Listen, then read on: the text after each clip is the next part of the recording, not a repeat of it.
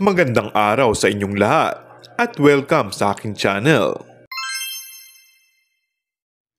Panibagong pakilig ni Kim Chiu at Paolo Avellino para sa kanilang Kim Pao fans.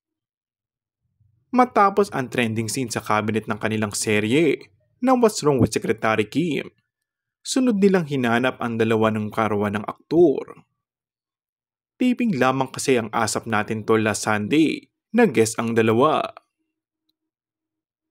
Ibinuking naman ang kasamahan nito sa Showtime na si Jong Hilario nang magtanong kung nasaan daw si Kim ng ilang araw dahil wala raw paramdam ito sa social media. Dagdag pa nito ay kung kasama ba niya ang aktor na si Paolo Avellino. Ang sagot naman ni Kim ay nasa bakasyon daw siya pero walang sinabi kung saang lugar. Hindi rin niya kinumpirma kung kasama si Paolo. Sa It's Showtime ay kapansin-pansin ang pagtan ng kulay ni Kim na obviously ay galing sa beach. Kaya naman may mga nagsasabi na makagaling sa Amanpulo raw ito na nag-short vacation.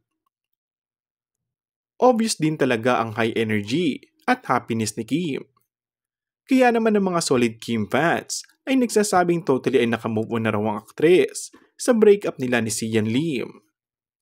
Pakiramdam nila masaya na raw muli ang puso nito. And that's all for our today's video.